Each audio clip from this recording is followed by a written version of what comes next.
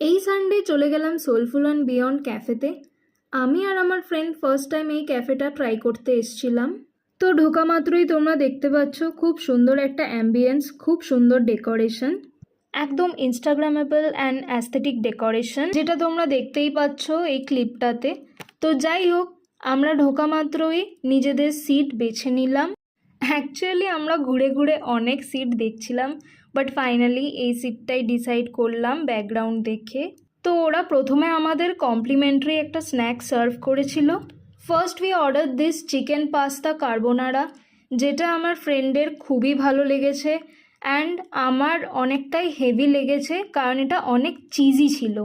তো যাই হোক, এটার সাথে একটা গার্লিক ব্রেডও দিয়েছিল, তো মোটামুটি টেস্টটা ভালোই ছিল। Then we order this fiery Mexican wrap, যেটা এত ঝাল হবে আমরা কেউই বুঝিনি। তো যাই হোক, এটা আমি একদমই খেতে পারিনি, মানে 1-2 কামড় খেয়েছি শুধু।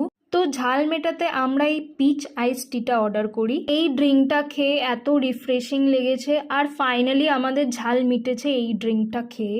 আমরা নিজেদের অনেক ক্লিপস নিয়েছি, অনেক পিকচার্স, অনেক ভিডিওস নিয়েছি অ্যান্ড অনেক এনজয় করেছি। তো ফাইনালি ব্লগটাকে এখানেই এন্ড করছি। ভালো লাগলে please like and subscribe. Bye bye guys, take care.